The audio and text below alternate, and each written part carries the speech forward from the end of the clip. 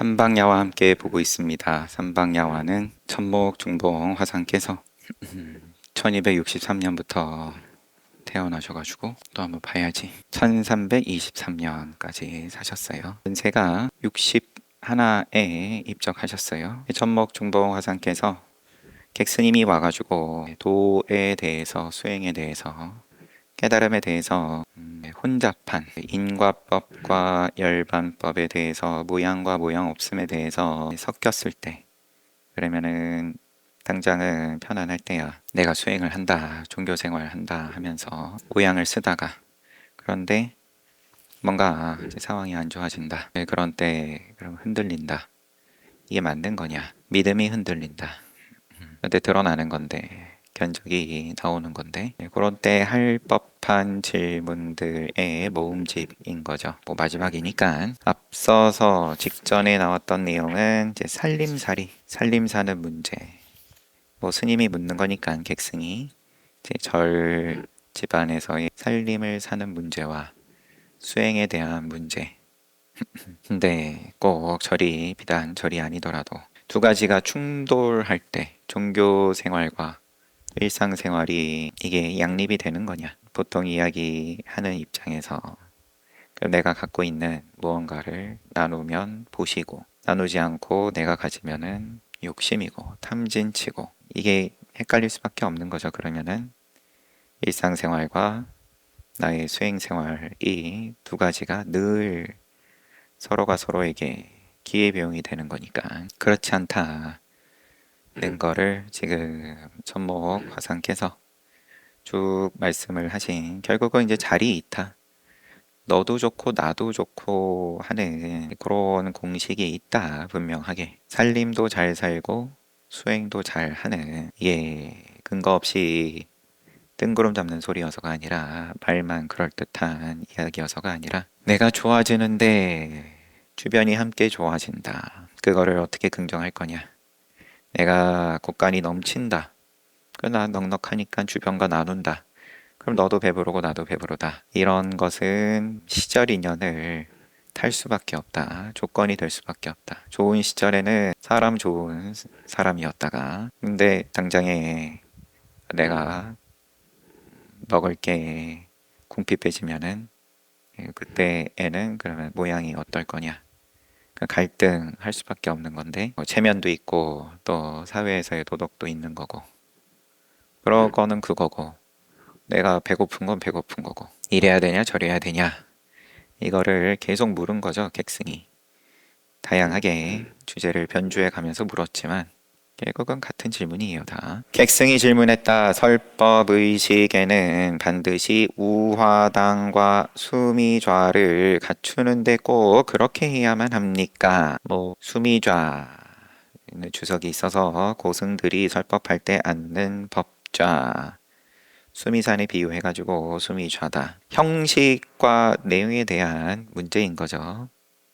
질문인 거죠. 여기에 대해서 초목스님께서는 의식의 측면에서 말한다면 그렇게 해야 하겠지만, 법의 측면에서 말한다면 어찌 그렇게 꼭 해야만 하겠습니까? 무릇 법은 일정한 모양이 없으며 고정된 모양을 세우면 이미 법에 어긋난 거다. 하지만 경전 보면, 대승경전은 특히나 장엄 시종일관 이야기를 하는 거니까 깨닫게 해줄 수 있는 힘이 있는 보살의 입장에서 장엄을 통해서, 장엄을 방편으로써 믿음을 일으킨다. 책임지면 되는 거다. 그러니까 설법 또한 일정한 형식이 있을 수 없습니다. 백주에 불자를 휘두르고 먼지털이를 들고 입술을 나불거리는 것은 일사자 사상, 이제 모양의 설법입니다. 모양이다. 부처님의 경우는 보리자에서 일어나시지도 않으며 나가정에서 나오시지도 않고 움직이지도 않고 한 법의 모양도 보이지 않으셨지만 모양 안 쓰고 불이 치솟듯 항상 설법하고 계십니다. 그러니 어찌 굳이 49년 동안 300여 회에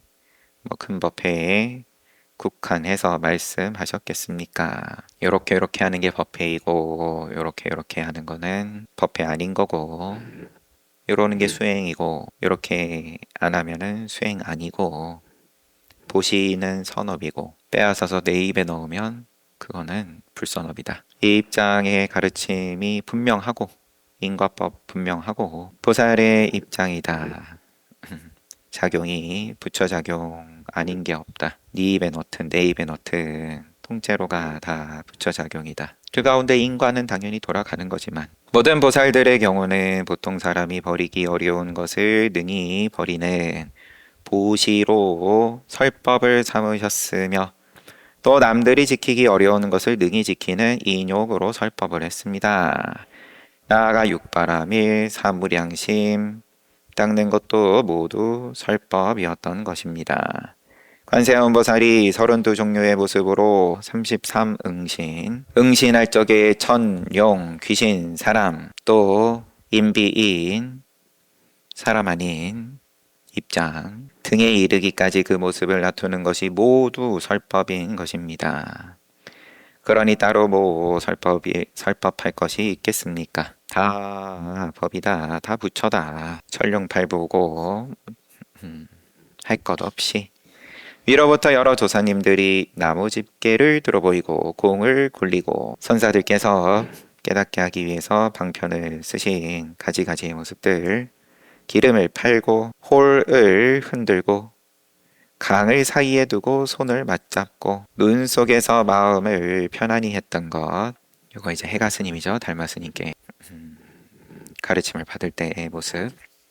초가집에서 빈 주먹을 세웠던 것, 두 다리를 꼬고 바위굴 속에 앉았던 것, 9년 면병 말씀하신 건지 여튼 어지러운 세상에서 목탁을 올렸던 것, 누렁 갈대 덮인 물가에서 낚싯줄을 들이우던 것, 땅을 치고 배전을 들였던 것, 화살을 눈앞에 꽂아놓고 참선을 했던 것, 외로운 봉우리에서 홀로 잠자던 것, 외길에서 서로 만났던 것, 소를 받아놓고도 말을 돌려주며 평상이라고 말했던 것, 옹기를 종이라고 부르는 등 말 밖에 교회 별전, 말 밖에 말들이 수만 가지가 있었다. 모양을 떠난 모양이다. 이것이 모두 옥진, 금성, 이 어찌 반드시 우화당 또 수미좌에서 한 것이겠습니까? 도만 깨우친다면 비록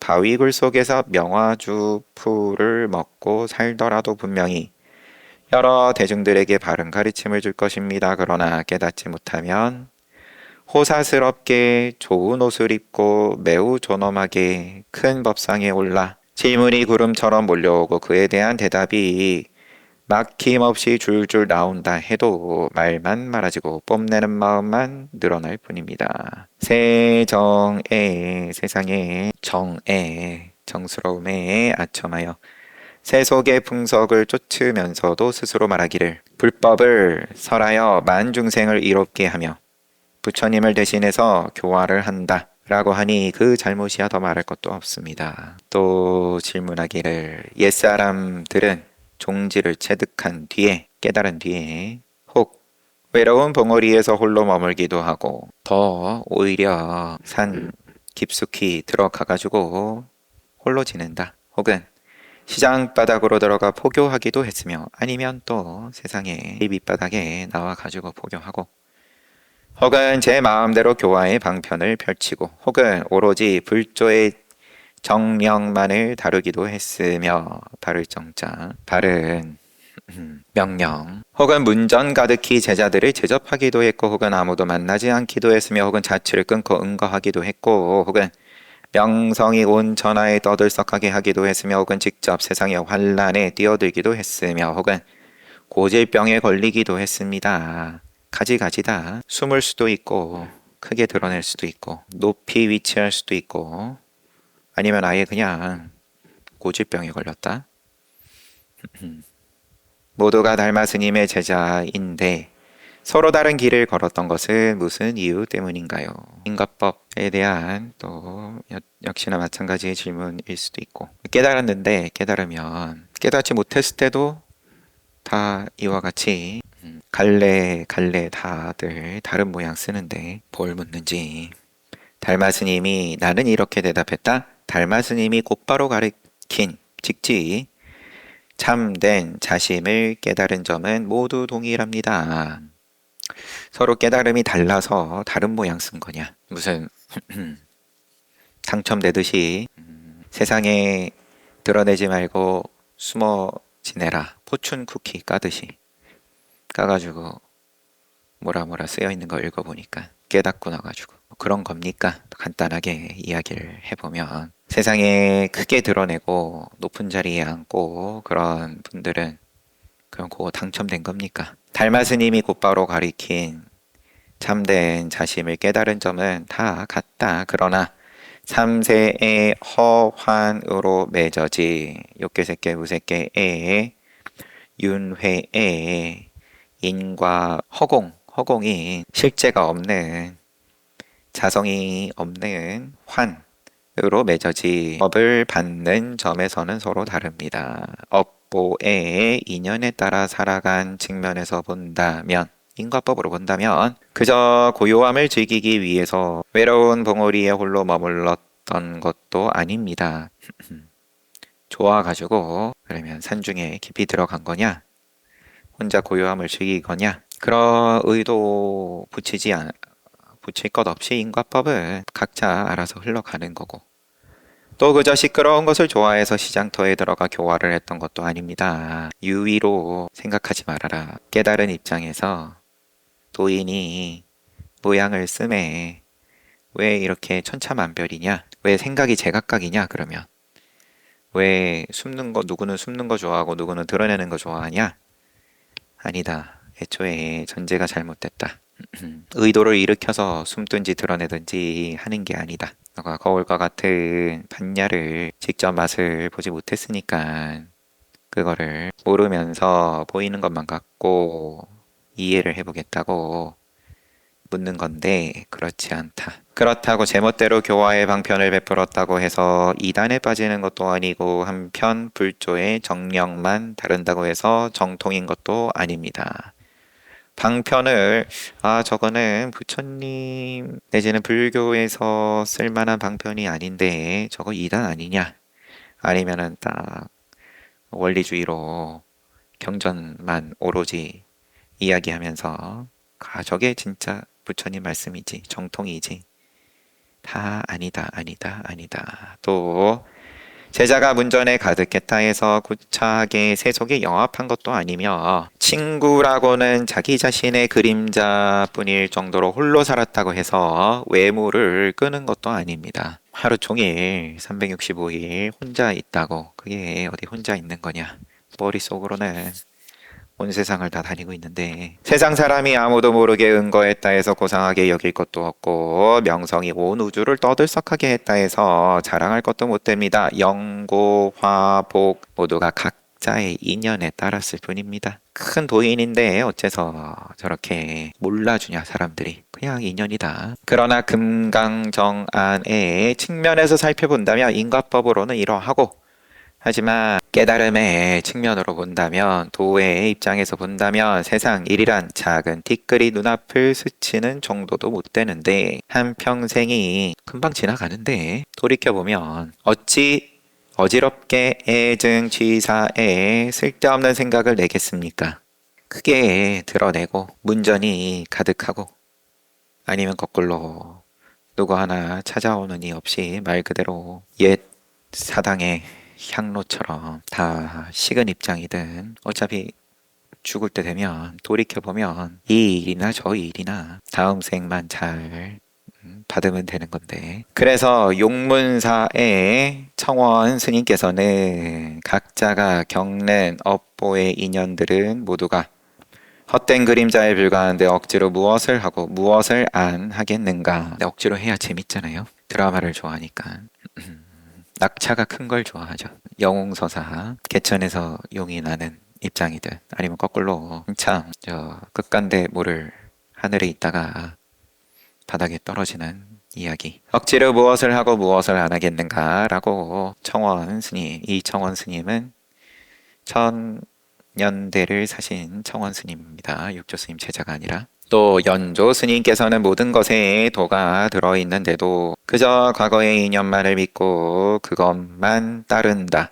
모든 것에 도가 들어있는데도 아닌 게 없는데 과거의 인연만 믿고 그것만 따른다. 한 구절만 인용이 된 거여서 인과법만 따른다. 간단하게는 너 생일날 내가 선물을 줬는데 내 생일에 왜 소식이 없지? 인연만 믿고 그것만 따른다. 거기에 따라서 즐거웠다가 괴로웠다가 실로 지극한 이치로 비춰보지 않으면 세상의 갖가지 일에 휘말려서 미혹되고 말 것입니다. 세상의 갖가지 일에 휘말려서 갖가지 일에 휘말렸다. 왜 내 생일에 돌아오지를 않냐? 근데 내 생일에 너 생일에 내가 줬으니까 내 생일에 돌아올 거라는 공식은 내가 쥔 공식인데 그러면은 세상의 일에 휘말린 거냐?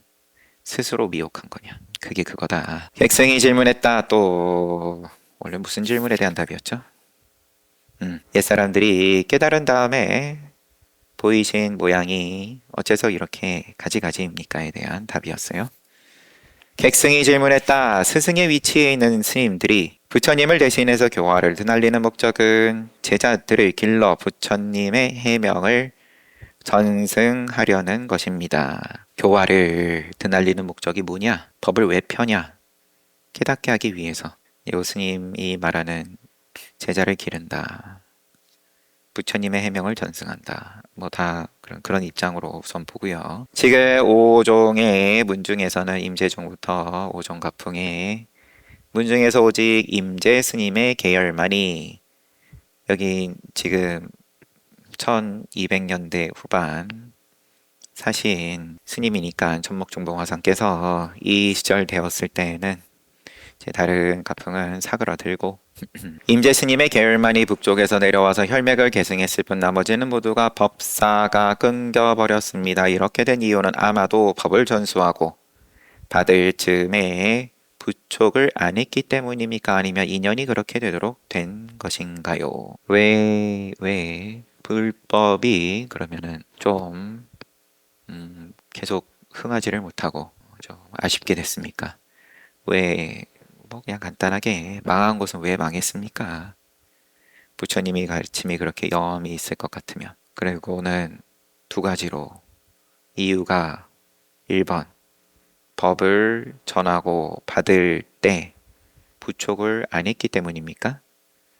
그러면 뭐 문중에서 스스로 끄는 겁니까? 그런 물음인지 책임을 의무를 다하지 않았기 때문입니까? 제자를 제대로 키우지 못했기 때문입니까? 그런 느낌으로 보고요. 아니면 인연이 그렇게 되도록 된 것인가요? 아니면 이건 그냥 피할 수 없는 인연입니까? 서가모니 부처님께서 석가족의 멸망을 막기 위해서 3번이나 모양을 쓰셨지만 요거는 피할 수 없다.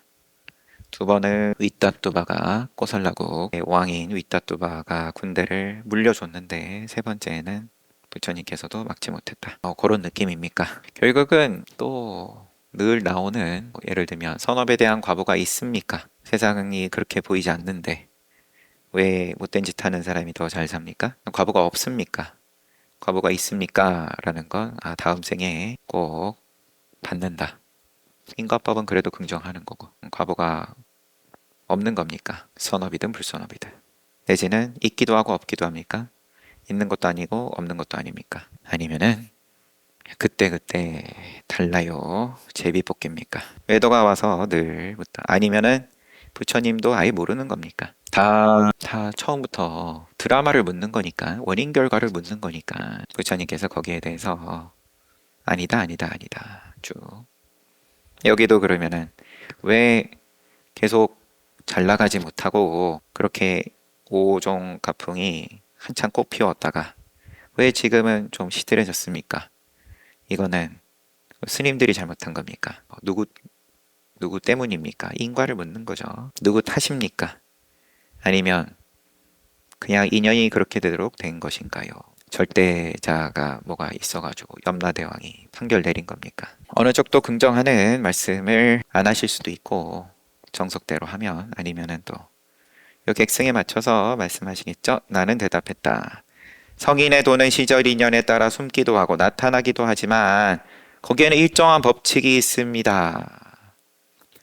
이게 흥할 수도 있고 시들어들 수도 있고 그렇지만 법칙이 있다. 그 시대의 상황과 인물의 성쇠, 교화하는 방편의 번영 내지는 침체는 성공하고 실패하고 하는 그것은 한 털끝만큼이라도 인위적으로 더 보태거나 덜 수가 없습니다. 이럴 수도 있고 저럴 수도 있지만 거기에 의도를 붙이는 것이 영험없다. 작위는 소용없다. 옛날 우리 달마조사께서 인도 땅을 떠나지 않고서도 반야다라 존자께서 미리 하신 예언을 받으셨으니 이것이 바로 그 증거입니다. 그러면 그 개송을 얘기하는 것 같고요. 우리 육조단경에서 아마 봤을 텐데 꽃잎이 뭐 5개가 뭐라고 하는 그런 개송이었죠. 그래서 달마 스님께서 중국에 와서 5대를 지난 다음에 크게 꽃 피울 거다 라고 보는 것 한 가지 내지는 오종가풍에 대한 상징으로서 또 한 가지 그거 이야기하는 걸로 보이고요. 청원 스님, 남학 스님, 육조 스님 제자, 청원 행사, 남학해양 세상에 나오지 않았던 때에도 오가는 이미 정해진 이치가 있었습니다.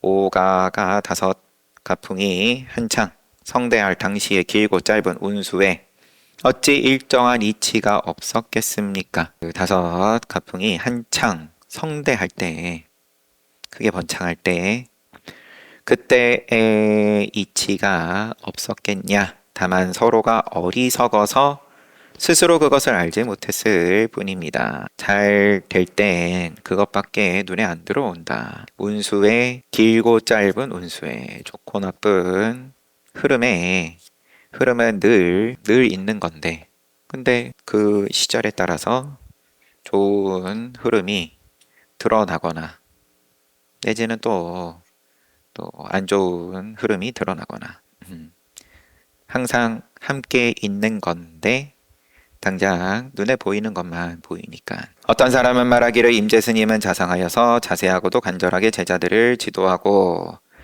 또 기연도 뚜렷하였고 말씀은 활구였다. 할을 하고 거친 방편을 쓰시고 여기에 대해서 사람들이 하는 이야기가 참 자상하다. 자세하고 간절하게 지도하셨다. 활구다. 스님이 제자들을 단련하는 것은 마치 손을 뒤집는 것처럼 신속하였다. 그래서 임재가풍의 명성이 오래도록 떨어지지 않았다. 그러나 다른 스님들은 이와는 달랐기 때문에 그 법이 세상에 오래가지 못한 것이다 라고 하기도 합니다. 다 쓸데없는 소리다. 결과를 가지고 거기에 이야기를 붙이는 건 아무리 그게 딱 맞아 떨어지는 소리일지라도 다 그냥 인과법일 뿐이다. 그러나 이 말은 선처를 속이고 비방하며 잘못된 견해로 시비거리만을 삼을 뿐만 아니라 나아가 바른 이치까지도 어둡게 만드는 것입니다. 그러나 요즘 들어 스승의 위치에 있는 스님들이 평등한 마음으로 교화를 베풀어 불법이 이 땅에 오래 가도록 할 생각을 하지 않는 듯합니다. 대부분이 제자를 구하는 일에만 급급하여 세속에 못된 풍습만을 본받고 있습니다. 세력을 키우는데 이것을 앞세운다, 우선하고 있다. 그리하여 세력과 이익으로 결탁하고 명예와 지위로서 서로를 유혹하며 명예와 지위 또 물욕에 이끌달리고 나쁜 생각으로 상대를 속입니다. 이렇게 하면 제 딴에는 수천, 100년 동안이나 그 법사가 끊기지 않고 전승되리라고 믿지만 후손이 제자가 그 세력이 길게 갈 것 같겠지만 왜냐하면 지금 크니까 덩치가 크니까 진리에 무슨 보탬이 되겠습니까? 어찌 이익만 없겠습니까? 실로 엄청난 피해까지 있을 것입니다. 너무 무섭다. 거기에 따른 과보가 무섭다. 그게 안 보이냐? 그래서 월당 스님은 한낮에 오이밭에 물을 주어서 도리어 오이 덩굴을 죽이는 격이다 라고 비유하시기도 했고 석실 스님은 겨드랑이를 부비고 신선이 되려고 깃털을 꽂는 격이다. 그러면 겨드랑이를 붙이고 거기다가 열심히 깃털 꽂아가지고 하늘을 날려고 드는 꼴이다.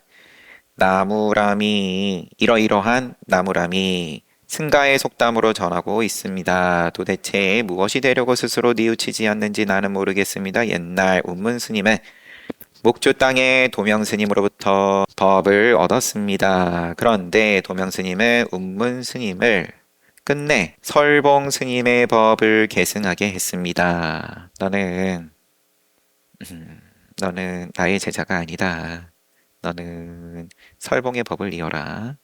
거기서 가르침 받은 게 당장 나하고의 기언으로 눈뜬 것처럼 너가 느껴지겠지만 거기에는 설봉 스님이 다 만들어 놓은 거 내가 숟가락만 얹은 거다. 그래서 총림에서는 지금까지도 그것을 아름답게 여기고 있습니다. 또 자수 스님은 장산 땅에서 불감 스님을 칭견했는데 여기는 대종고 스님 사형 아니면 사죄. 집안에서 기이한 만남이라 하여 그 법사를 바꾸려 하자. 기이한 만남이라 하여서 그 법사를 자기의 법맥을 바꾸려고 하자 불감 스님은 끝내 그것을 거절했습니다. 총림에서는 이것을 매우 아름다운 일로 돌리고 있습니다. 나의 도가 다른 사람에게 널리 전파되지 못할까를 염려할 뿐. 법사가 바뀐다고 해서 무슨 흔들림이 있었겠습니까? 비유하면 동쪽에 있는 집에 등불을 붙여다가 서쪽에 있는 등불에 점화하는 것과도 같습니다. 오직 어둠을 타파하여 밝게 하는 것만이 최고의 미덕일 뿐입니다. 어찌 나의 등불이 흘러 들어온 유래에 대해서 상대방이 잘 모른다고 속 좁게 그것을 따지겠습니까? 근데 이거야. 부처님 당시 때부터 이미 서로 만나면 당신은 누구를 스승으로 모시고 어떤 가르침을 따릅니까? 부처님께서 성도하시고 누구에게 처음으로 가르침을 줄 거냐 하고 보시다가 다섯 제자 오비고 사슴동산 찾아가는 길 중간에 그 이름은 참 안 헤어져요. 누구누구 만나가지고 근데 부처님 모양 보고는 특별하니까 부처님한테 다가가가지고 누구를 스승으로 어떤 가르침을 당신은 수행합니까? 그랬더니 나는 홀로 깨달았다 이런 얘기 하니까 이것처럼 상대방이 잘 모른다고 속 좁게 그것을 따지겠습니까? 당신은 족보가 없네요. 근본이 없네요. 이러면 속으로 그랬겠죠. 그러면서 그냥 지나가 버렸다. 처음 제자가 될 수 있는 귀한 기회를 놓쳐버렸다. 부처님을 몰라본 것도 아니고 몸은 알아봤는데 머리가 몰라봐가지고 오늘 책거리 못하겠는데. 객승이 질문하였다. 능엄경에서 말하기를 능엄경 9절 내가 멸도한 후 보살이나 아라하니 말법 세상에서 부처님께서 열반에 드신 다음에 부처님 없는 세상에서 갖가지 모습으로 나타나 중생들과 동사섭하면서도 중생들과 함께 어울리면서 내가 진실한 보살이며 참된 아라한이다 라고 스스로 말하고 숨기는 것도 아니고 드러내고 부처님의 미린을 누설하고 말세학자들에게 경솔하게 말해서는 안 된다. 그러나 오직 생명이 끝날 때에 은밀하게 부촉하는 것만은 제외된다 라고 했습니다. 능엄경에 부처님께서 이렇게 말씀하셨습니다. 자, 지금 나는 이제 열반 들 텐데 제자들은 너희들은 보살 아라한들은 이것을 함부로 유통시켜서는 안 된다.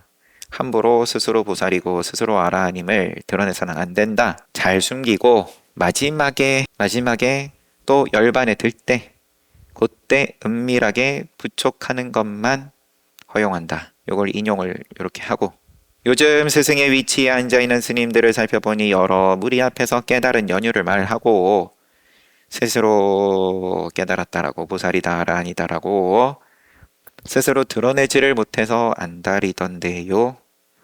혹 배우는 사람들이 믿지 않으면 정말이라고 거듭 맹세하기도 합니다. 자기가 먼저 드러내지 못해서 맹세까지 하더라. 이것은 마치 옛 부처님의 진실한 말씀을 어기고 후세 사람의 허망한 습속을 조장하는 것 같습니다. 이것은 도대체 어찌된 일인가요? 왜 이렇게 제 법을 팝니까? 나는 대답했다. 이 말에는 그 유래가 있습니다. 천목 중봉화상께서 5등 회원에서 모든 조사 스님들의 본전을 뽑아 근본 전을 뽑아 편찬할 때 반드시 그가 깨달은 연유를 우선적으로 실었습니다. 뭐 5등 회원이든 뭐 전등록이든 역대 조사 선사 스님들의 깨달은 연유 기연에 대해서 스토리에 대해서 중요하게 여겼다. 우선으로 실었다. 그가 깨닫던 때에는 마치 오랫동안 잊었던 것을 갑자기 기억한 것 같기도 했으며 이런 조사 스님들이 깨달았을 때의 모습은 마치 잊고 있던 걸 갑자기 기억하는 것과 같고 또 벙어리가 꿈을 꾸는 듯도 했고 오직 자신만이 알 뿐 그 밖의 사람들은 알 수조차 없었습니다. 이야말로 스스로 몸소 증득한 삼매이기 때문에 입을 막고 말을 못하게 했습니다. 어찌 들오리에게 묻고 포모를 불며 도화를 보고 뿔로 만든 피리를 듣는다는 따위에 헛개비 같은 말이 있을 수조차 있겠습니까? 간단하게 다시 말해보면 깨달은 분들이 거기에 대해서 그 깨달음에 대해서 표현을 이와 같이 하는데 모르는 입장에서는 이 무슨 헛개비 같은 소리냐 하는데 그래도 이런 기연들이 기록으로 남은 덕분에 이런 모르는 입장에서야 듣고 갈피를 잡을 수 없는 소리일지언정 이런 소리라도 그 덕분에 남은 거 아니냐.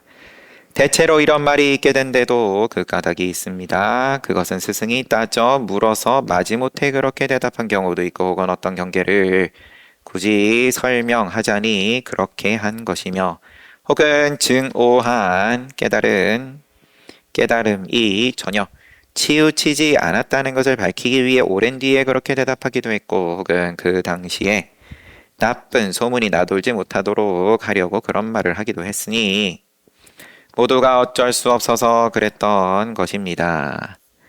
그러나 그 중에는 깨달은 것을 겉으로 드러내지 않으려고 그런 것도 있습니다만 이미 깨달은 대열에 들어선 것이 분명하다는 것을 뒷받침할 만한 충분한 근거가 있는 것도 있습니다. 다만 아주 비밀스럽게 감추어 겉으로 드러나게 하지 않으려고 했었을 뿐입니다.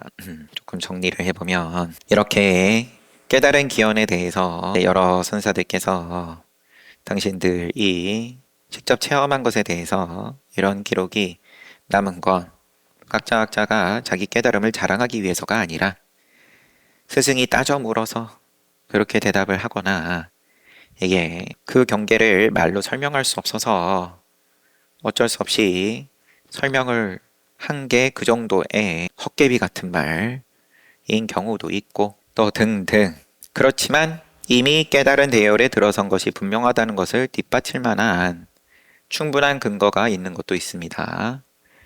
아는 사람들끼리는 하는 소리 들어보니까 저거는 깨달은 거다. 알 수 있다. 정말 도를 체득한 분들은 일찍이 깨달았다는 말을 한마디도 하지 않았습니다. 이것은 마치 산속에 훌륭한 옥이 묻혀 있는데도 겉에는 그저 초목만 무성하게 자라는 것과도 같고 또 연못에 보배 구슬이 들어있는데도 겉으로는 그저 파도와 물결만 출렁이는 것처럼 자연스러운 이치였습니다. 알면 알지만 모르면은 그냥 땅에 묻혀 있는 거야. 눈으로 안 보이는 거고 빠져 있는 것도 마찬가지고 그냥 연못으로 보이고 산에 나무 자란 걸로 보이고 진짜 깨달은 스님은 본색 종장은 자신이 체득했다는 사실을 구차하게 끌어들여 남들이 믿어주기를 강요하지 않습니다. 또한 마음을 내고 사념을 요동하면서까지 의도를 일으키고 열심히 모양을 일으켜서 드러내서 기연을 교묘하게 만들어서 팔리기 좋게끔 사람들이 듣기 좋게끔 다듬어 가지고 이야기를 그 당대의 사람들을 미혹시키고 나아가 후배들을 피곤하게 하는 것을 결코 하지 않았습니다. 다만 상대의 능력에 알맞게 자세히 지도하다가 혹 제자들이 믿지 않더라도 전혀 상관하지 않았습니다. 왜냐하면 나는 이미 편안하니까 배고픈 건 너지. 나는 배 안 고프다라고 열심히 떠들 이유가 뭐가 있냐. 배고파가지고, 정말 배고파가지고 찾아오면 도와줄 수 있으면 도와주고, 그걸로 상대방이 도움을 못 받으면, 먹지를 못하면, 그러면은 또 지나가는 거고. 실로 생멸심을 망령되이 내어서는 절대로 삼매를 바로 받지 못할 것입니다. 모양을 쓴다는 것이고 이미 내가 배고픔을 드러내는 거다. 그러니 깨닫는 이치를 어찌 비밀스럽다고만 하겠으며 또 어찌 누설했다고만 할 수 있겠습니까? 실로 생멸심을 망령되이 내어서는 절대로 삼매를 바로 받지 못할 것입니다. 그러니 깨닫는 이치를 어찌 비밀스럽다고만 할 것이며 아니면 또 거꾸로 어찌 왜 저렇게 싸구려처럼 팔아먹냐라고 할 수 있겠냐. 모양을 역시나 앞에 조사들께서 모양을 쓰는 게 종지를 체득한 뒤에 왜 이렇게 가지가지입니까? 모양이 다 다릅니까? 에 대한 질문하고 해결을 같이 하는 말씀입니다. 그런 거를 너가 따질 필요가 없다. 저 사람이 도인인지 아닌지를 그럼 너가 너 눈으로 알 수 있냐? 그러니까 특정한 어떠한 모양을 정해놓고 이렇게 모양 쓰는데 이거 잘못된 거 아니에요? 물론 이렇게 말씀하시기에 앞부분은 아니네요. 앞부분에 다른 말이 있는 건 아니고 여튼 잘 봤습니다. 시간이 많이 지나서 하셨다가 정진합시다.